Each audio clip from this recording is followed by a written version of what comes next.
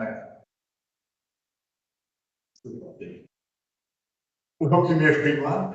Declaration of tonight's forum meeting is made at 5:30 p.m. Welcome everyone. So this is a forum. So I'll get to formalities in a minute. So we've got item number 2. We're on page 6 of our agenda. Item number 2 is opening procedures. 2.1 is acknowledging the country. So the Shire of Northern would like to acknowledge the tradition and custodians of the land in which we meet, both the Ballabong and Wadjuk people of the Noongar Nation, and pay our respects to elders past, present and emerging.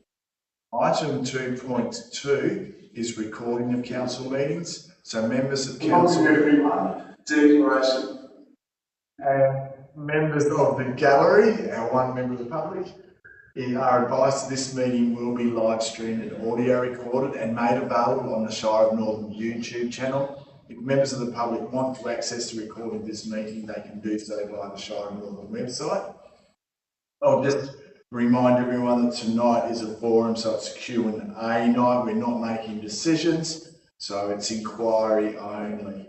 So we've got the challenge of when we ask questions, to ask questions with no personal preference on, including myself.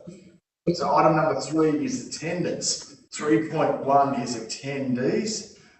We have Councillor Bigland, Councillor Gearout, Councillor Williams, Councillor Mencelli, I must make sure I said it this time, President Antonio, Councillor Appleton, Councillor Polton, Councillor Hughes, all in attendance.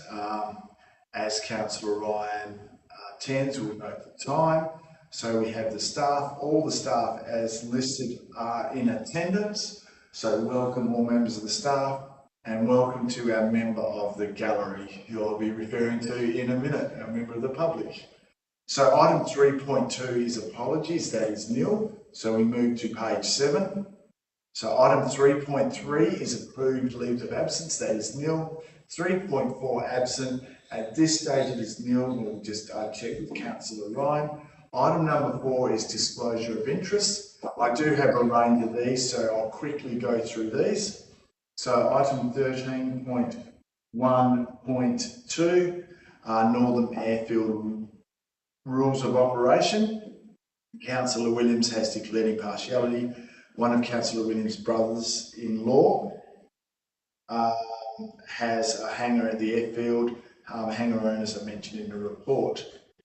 Item 13.3.2, proposed scheme amendment number 21, 50 Baronia Avenue, Wundowie.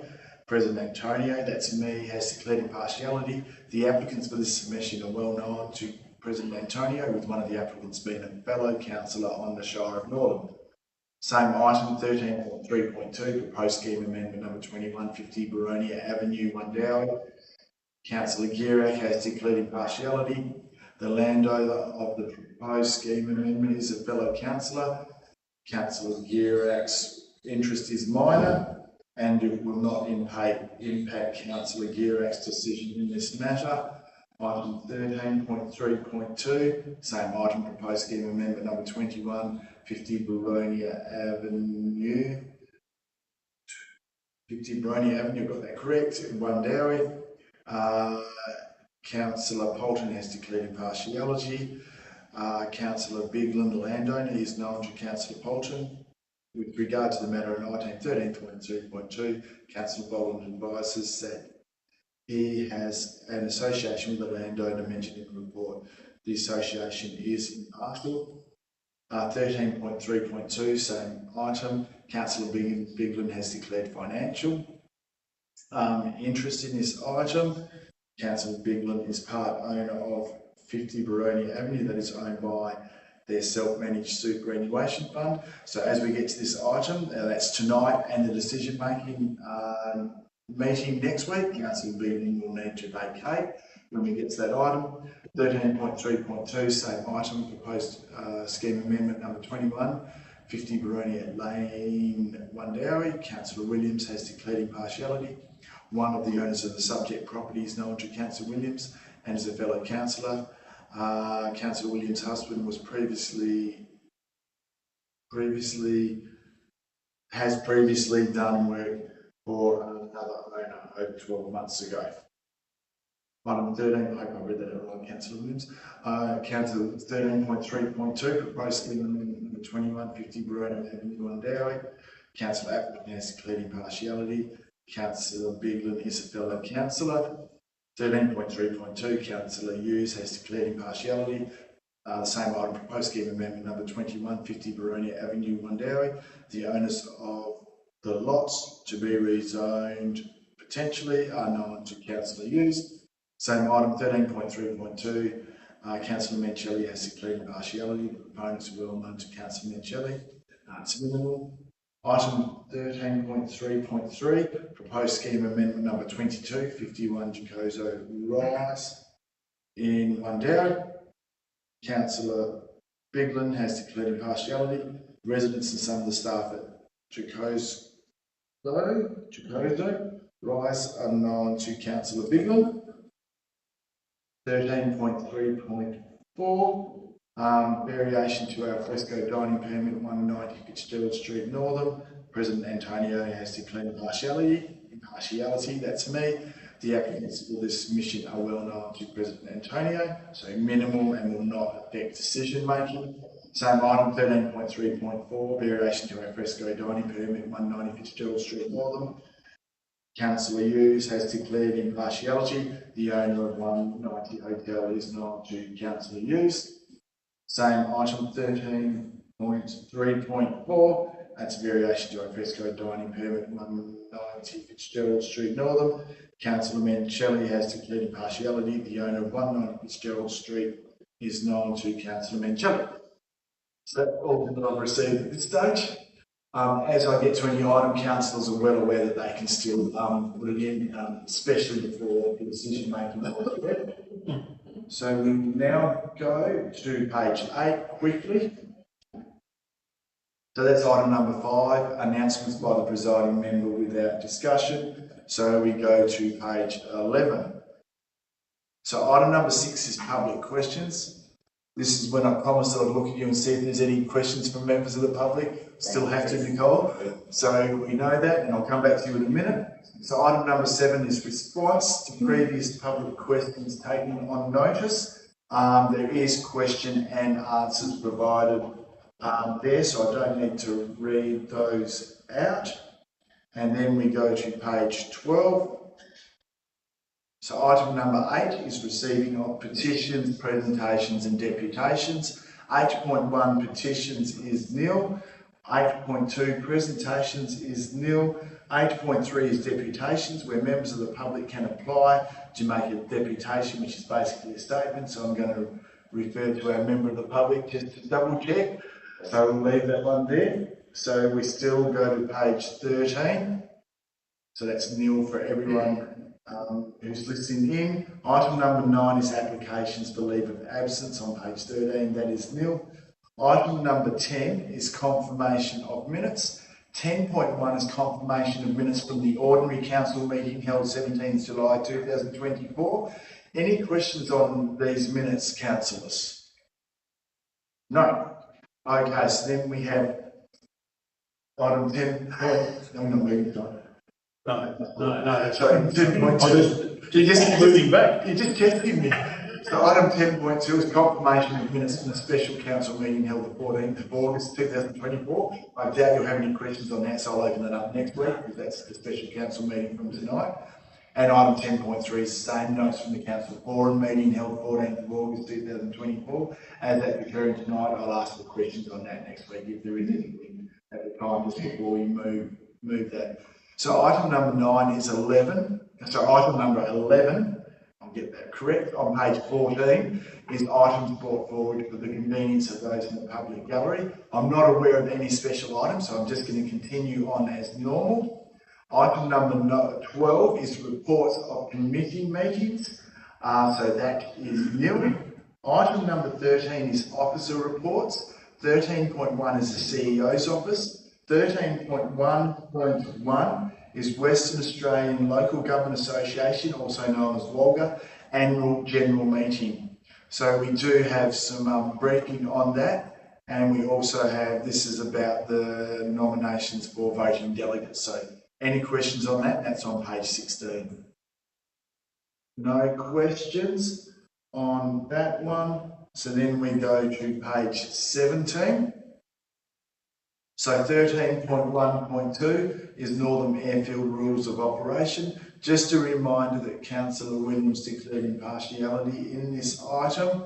So any questions on this one, councillors? I did have one, if there's no other questions, very simple one. On page 20, it just mentions about the speed limit of 20 kilometres an hour. Is it proposed that we actually put 20 kilometre an hour signs up there? They wouldn't be there, I'm fairly certain. Okay. No, that's that. Yeah, I'm fairly certain they are Already there. actually already there, but we can check that before next week. No worries, thank you. So any other questions, councillors? So then we go to page 29. So 13.1.3, Shire of Northern Bushfire Brigade, Local Law 2024. Questions on this one, councillors? I just had a couple real quick ones for this one. So the way I read this report, who am I directing this to? So the way I read this report is it's substantially different. That's why it's had to come back. So that's what's happening with this. Yes. So what's happened is we put the proposed local law out for public comment, as we're required to do, and we got feedback from various stakeholders, including I think DFS and the Department of Local Government. And as a result of the comments that we received, we've had to make some changes to the local law, and because we consider that the changes that have been made are substantial, you actually have to start the process again. So we need to go out again to do the consultation on the updated version of the local law. Thank you. Further questions, councillors? So if no further questions, we will go to page 57. So 13.1.4, Delegated Authority 3.1.11, Prosecution of Offences. Any questions, councillors? No, I don't have any questions on that one either. So then we'll go to page 61. Oops. So 13.2 is Engineering Services, which is nil. 13.3 is Development Services. 13.3.1 is Proposed Scheme Amendment number 20, 185 Wellington Street, Northern. So questions on this item, Councillor Mencelli?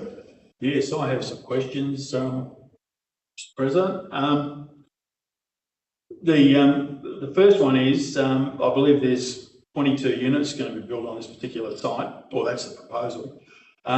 Is there sufficient parking to enable 22 units of accommodation, varying from 1 bedroom to 2 bedroom, and a restaurant and an al fresco outdoor area? From my calculations, I think there were about 28 parking bays, but my question was in relation to the bays backing onto Croke Avenue. Is the parking going on the lot itself at the back of those units? Is that the plan? Look, at this stage, those plans are concepts only, so it hasn't been. If this amendment goes through and it gets adopted by the WAPC, then they are required to submit a development application where there's more details such as that. So this is really just changing the potential land use, and then there's another process that's required to go through in more detail and looking at those sort of issues. Next question. Yeah, there was another question. Where the lot is on the corner, there's a strip between the boundary fence on the church, where it's got these steel pipe posts about 5 metres into the air, and there's a gap between that fence and the adjoining property. Is that an easement through there, or is that all part of the block that wasn't utilised initially? I might have been the fencing around the tennis court, was it? Yeah, that's my understanding. That'd be fencing around the tennis court, so we'll be fencing block it. Thank you. As you asked that question, you answered it yourself. I did read the tennis court. Pretty so- right those questions when you answer. Very simple question. A further question? Yeah. No. Yeah, councillor Hughes. The house between there and the motels that are existing, is that house get knocked down? That's how I read the buildings are coming down. Is that one of the buildings coming down? See on the map up here, see up on the southern side, the bottom side of Croke Avenue. So there's a house there. I think you're referring to the one on the south side of Croke Avenue, that's not owned by. No, it's between the old church and the motel unit that's there now. Was a house there, still there, that house? Yeah, that's the question I was going to ask as well. So I'll which on the area, which property are you referring to? So you've got Duke Street and Wellington Street, in between Duke Street and Wellington Street. So, See where the accommodation, see where the mouse is now, that's the accommodation for the rec. And just up from there, there's a house on that mile, that one, who owns that one? I believe that's definitely owned. Oh, so they wouldn't get knocked down, yes? I was just thinking my question in there at the same time. I thought it was really opened it up, it was. Yeah. Councillor Atherton. With the Rex accommodation, I believe it was zoned as commercial. Is there a reason why it was zoned as the R30 residential? That's what they have applied for as part of that, and I guess it just gives them some more flexibility if the tourist accommodation and restaurant with the appropriate use can then be developed for residential there. Further questions, councillors? I did have a question. So at the moment, we wouldn't be collecting rates off it because it's still registered as a place of worship, or am I incorrect in that?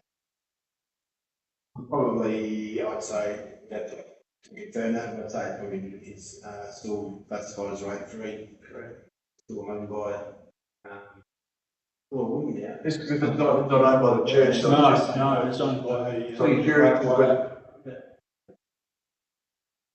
We'd have to take that on notice, I'm not sure off the top of my head, but since it's been sold from the church, I would presume that it's valuable at the moment. But I will take that on notice. And then probably my leading question then is, would rates go up if all this went through and the development went ahead? Absolutely.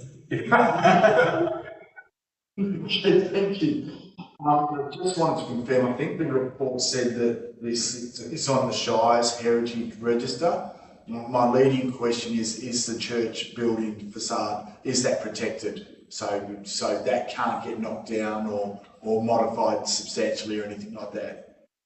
It can get modified, but it does have to come through council and then our assessment process, and we certainly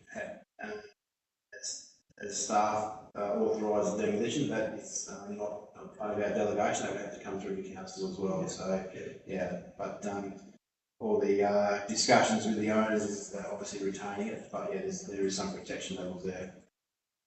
Thank you. Further questions, councillors? Yeah, councillor Appleton? It is a two-part question. First of all, by rezoning that lot to R30, would it substantially increase the value of that land? And if so, is there a way for us to put a caveat on the rezoning pending the development moving forward? Okay, for That the zoning only applies to that lot, provided they actually develop it, not just let it sit there. yeah, thanks. No, I don't believe there is that mechanism. Once it gets rezoned, it's then up to the developer when and if they develop the property, just like any other landowner. There's no mechanism under the rezoning proposal to put a caveat on the property as such. So, and I'll answer it if I can, but Chad will correct me if I'm wrong. Normally, if we do a development, we would put in there they have to substantially start within 2 years. So that probably doesn't answer your question properly, but it's part of it. Yeah, this is obviously the rezoning component, and then there's a development application process that they need to go through, and that is a generally a standing condition that they've got 2 years to commence. I don't think you can put a condition on compelling them to start. So yeah, that's the issue. Thank you. Further questions, councillors? Yeah, I've got another question. Yes, Something councillor in- Kelly. In any event, if the lot is rezoned to R30, the rates would go up anyway, wouldn't they? Yes, I imagine so, yeah. I think in the words of Colin, absolutely. Once some development would happen, but at the moment it would still be rated as a whole on gross rental value. Yeah. So until some kind of development happens, the rates will stay as they are. Yeah, right, okay. Further questions, councillors? If not, before we get to the next item, I'll just ask Councillor Miglan. Please, I'll go out the back because it's raining outside, so it's probably better to go inside the building.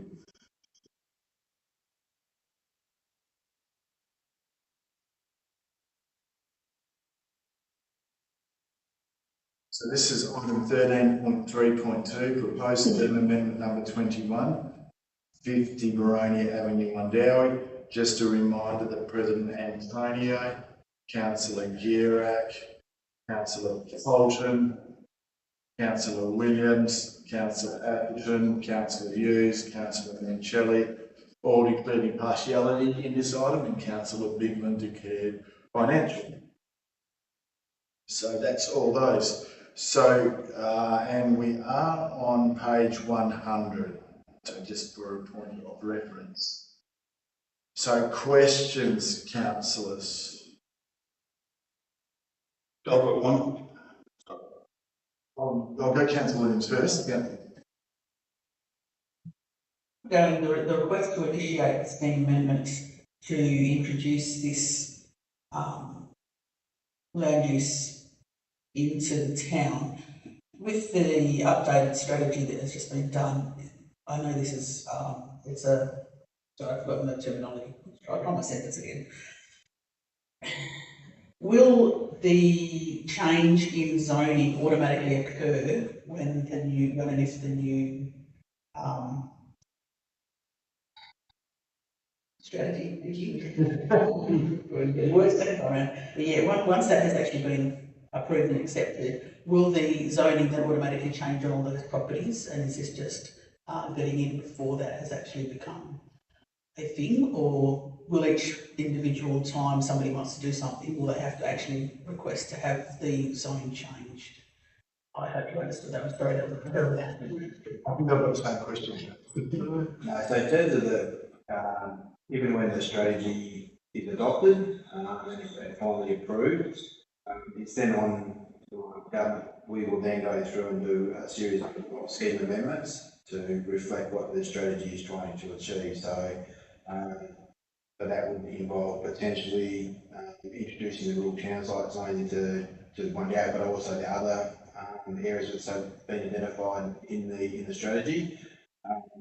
In this particular case, the landowners obviously are wanting to, I guess, not wait for that process because we're not exactly sure of the time frame of that. So the landowners have applied before that, I guess, the general scheme amendment's gone through. So that's the reason why it's been obviously been initiated at this stage. But ultimately, the aim of going through the scheme amendment process for the Shire is to reflect what's in the strategy. The strategy does include the rural town zoning. So yeah, it's just a timing issue as well. Councillor Bolton. Sorry, Captain. Yeah, I've got to get back to that. Sorry. Will these changes impact how the rates are calculated for these properties? Again, probably a question for the Land Corporate Service, but I wouldn't have thought so. The land use based on the valuation of the. Yes, it's based on gross rental value. Someone else does an extension to the current building or some other a rentable property put on their lots, their value will stay the same.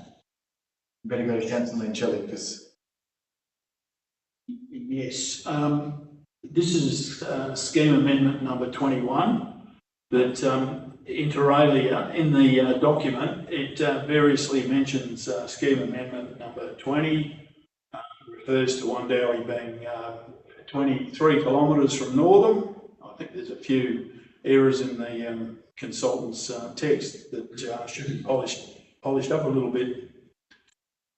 Should they be polished up? Should they be polished up? Yeah, Or corrected? It's not quality, there's errors in there that need to be corrected, so.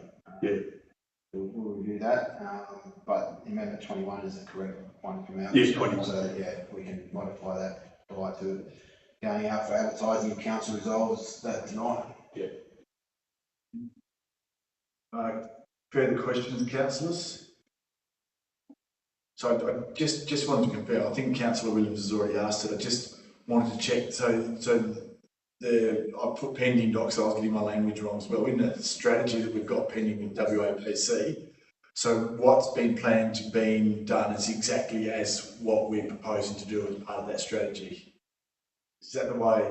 Yeah, in essence, yes. In essence, the strategy is saying we believe we should go to introduce a rural town site zone into various smaller town sites in the Shire, and Wundowie is one of those. And effectively, this is just bringing forward that one particular property forward as part of that process. Yeah. Yeah, thank you.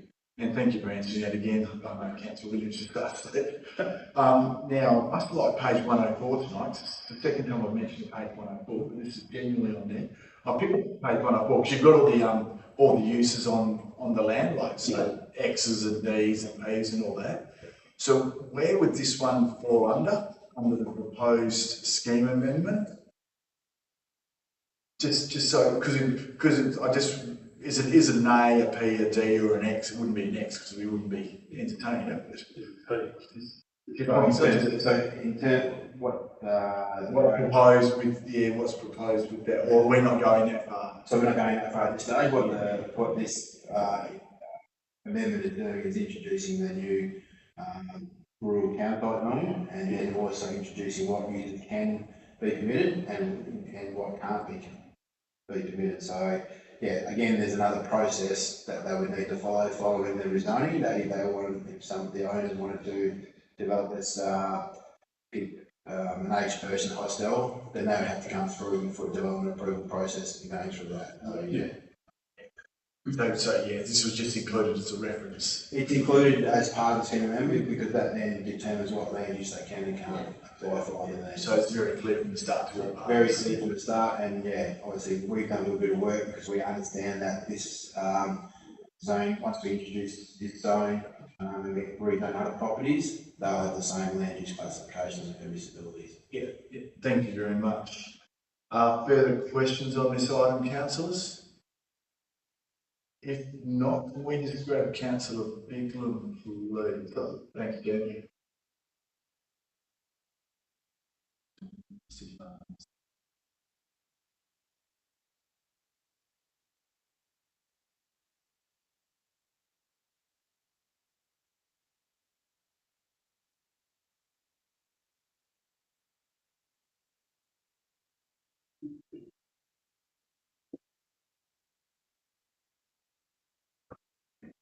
Okay. For the recording, welcome back, Councillor Bigland. So the recording notes that Councillor Bigland is back in the room and seated. So we're going to page 151, item 13.3.3, proposed scheme amendment number 22, 51 Jacozo Rise, Wundowie. Just a reminder that Councillor Bigland declared impartiality in this item. So any questions on this item, councillors? Yeah. Councillor Mantelli? Yes, Mr. President.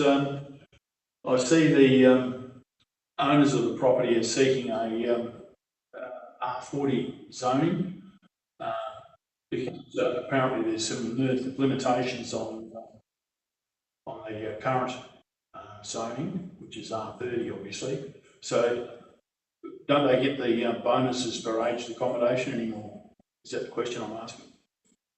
That's true. That is the question. That is the question. It's a question, and That the answer is all yes. The Okay. RPAs have changed, and so therefore the density that they were getting under the RP gauge accommodation is effectively what they will get under the R40. Further questions, councillors? I had one, without knowing the background of it, was there any particular reason for the original differences, like in the two zonings? It's had a long history, the site. I think initially they were potentially looking at having different owners of it, etc. But obviously, and that's not the case anymore. So it's all under one ownership. But yeah, I think that was the initial intent that they were looking at, potentially having different owners of the different lots. Thank you. Further questions, councillors? On this one? No. So then we go, oh, sorry, councillor Goodman.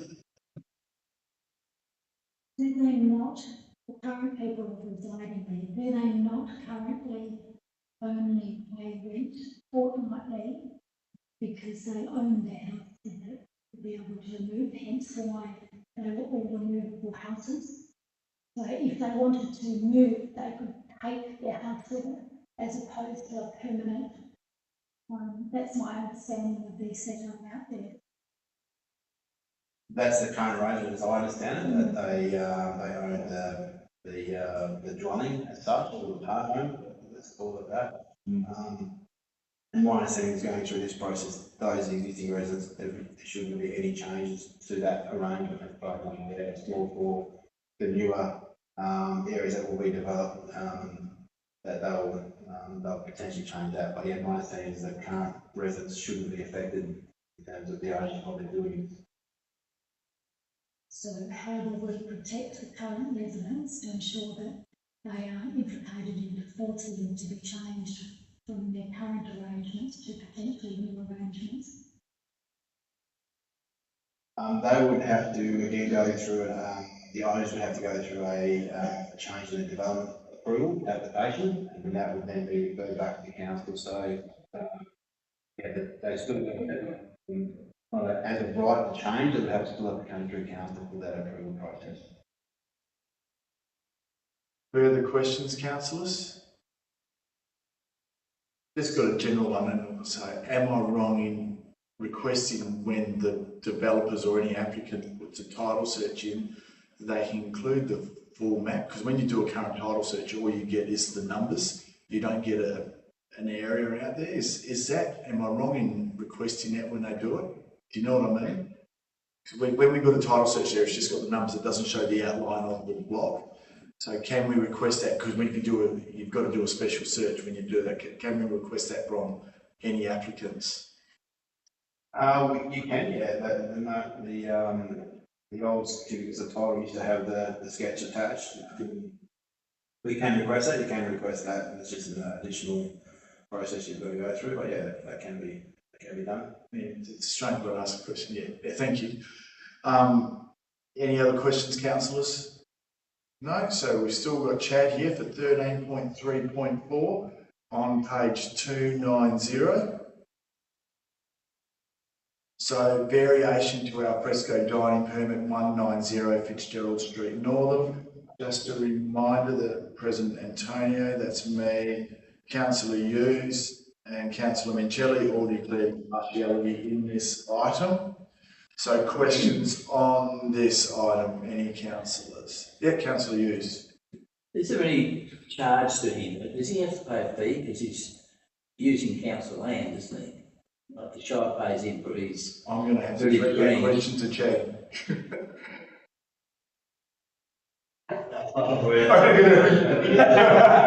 As far as there's no fee attached other than the alfresco permit, so so there's no. We used to have we made alfresco permits. I think it's $1 a year that we charge. That's for everyone. So there's no fee or as attached as such. Further questions, councillors? Yep, Councillor Garrett. Do I understand it that the permit doesn't really change, it's just in, so it's not really no changes to the permit, to the previous one? It's just anything new? Because he had a burn road. Yeah, it's just formalising it, and making it, I guess, conform with the current policy. Councillor Minchilli? Yeah, I believe, the previous permit was, a periodic one, for a defined, period. But, this one is for every Friday night between 8 PM and midnight. Is that right? Am I reading that right? That's correct. Answered again. Thank you. I'll let you ask some questions, so good. Councillor Bolton? Just for peace of mind, are there any potential issues with parking and safety in the alfresco area being so close to the road? I don't think we've had any issues or reports of issues over the years that it's been in there. So there's a couple now. There's obviously this one and the one over opposite road on front of Loom and the one in front of Zach. So I don't think we've had any issues or reports of any major concerns. No, only had minor accessibility, and that's during the day, not during the night, where people, and that's just as much about bits, putting signs out and things like that. Minor. Real complaint. Further questions on this item, councillors? Yep, Councillor Appleton. Is there a way for us to, is there a way for us to say, ask them to not do this during times of special events, say, Billiard Festival? The way this reads is they're allowed to do it every Friday of the year.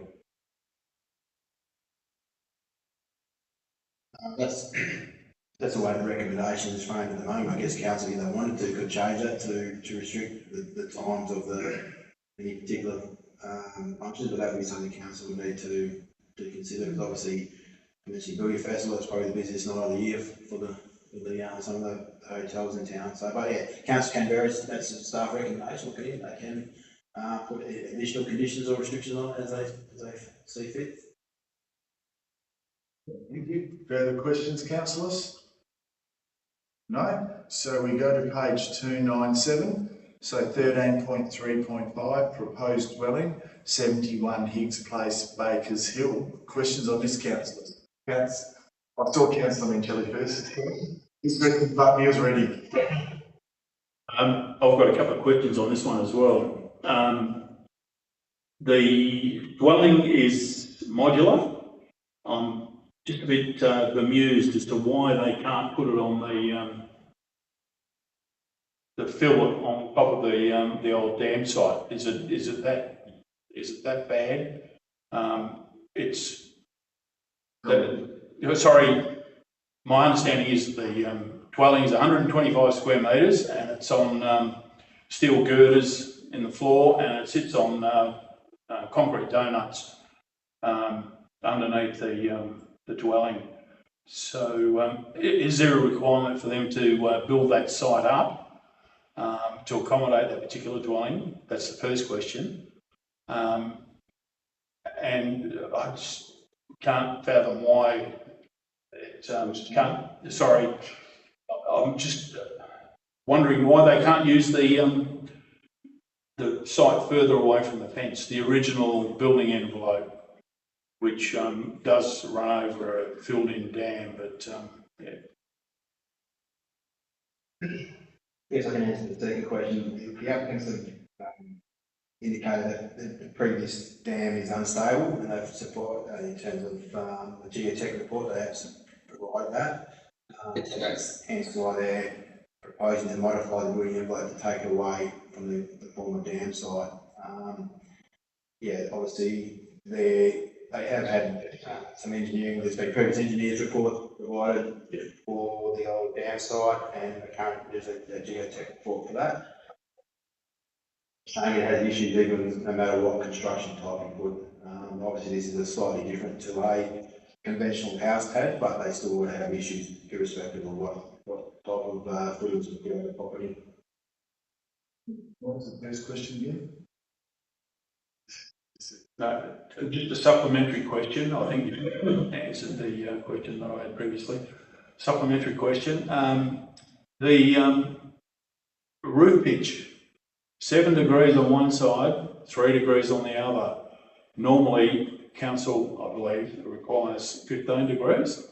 But when you're looking at 3 degrees, that is very, very flat. Sorry, I'm making a comment here, but I would suggest that with 3 degrees pitch on the roof, there'll be a lot of water ingress. Is that, Is that 3 degrees acceptable? I think what councillor mentioned. yeah, that's, yeah, is that acceptable? And even 7 degrees. In terms of the aesthetic, obviously the office have assessed that and believe it's appropriate. I'm not sure in terms of the functioning from an engineering perspective and the water ingress. That's probably not an issue that we can look at, but we can certainly look at from the aesthetics, and that's where the staff have recommended approval for that variation. We'll go to councillor Williams. Could we please get a map showing where the neighbour's house is in relation to this house? I tried to Google Maps and things, but I couldn't actually get anything. Yeah, I thought there was one in there, but yes, we can provide a larger location map and an aerial photo. Further questions, councillors? No. No, that's it for 13.3.5. So we go to page 318. Thanks, Chad. So 13.4 is corporate services. 13.4.1 is accounts and statements of accounts, July 2024. I think some question and answers were provided. I haven't had a chance to look so far at those. So is there anything urgent that councillors want to ask from while he's come up on 13.4.1? Not, and councillors still can send in questions before next week as well if they've got queries. I know Colin will answer those. So if that's 13.4.1, then we go to page 386. So 13.4.2, budget amendment 23-24. Any questions on this item, councillors? Colin just had a question in the title, budget amendment. I just highlighted that. Do we normally title that heading as budget amendment, that 13.4.2, or do we normally call it something else? We would generally put it in with the monthly financial report, but since the financial report wasn't going up this time, I've done a standalone item. Just to clean up that we've moved the items from operating to capital. So the budget is still, it has had no effect on the budget. We've just wanted to move them from operating to capitalising. Yeah, thank you. Further questions, councillors? No, so we still go to page 389. Thanks, Colin. So 13.5 is community services nil. Item number 14 is matters behind closed doors. So we just need someone to move and second that, please. Right, Councillor Gierak and Councillor Mencelli. Any that's procedural, so I'll put that straight to the vote. All those in favour by a show of hands. That's 8-0, that's carried.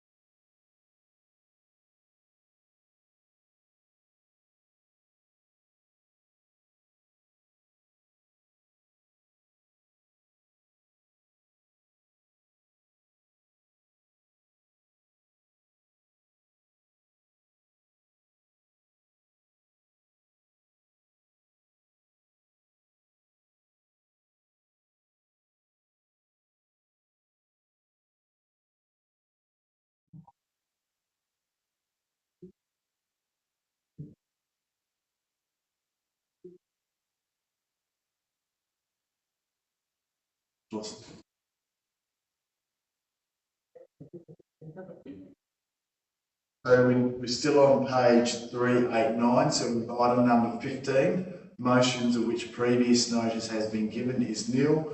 Item number 16 is urgent business approved by decision is nil. Item number 17, declaration of closure is made at 6:17 p.m. Thank you everyone for your input. Thank you councillors for your questions. Thank you officers, members of staff for answering professionally. Look forward to next week when we make decisions on this, and thank you to our member of the public.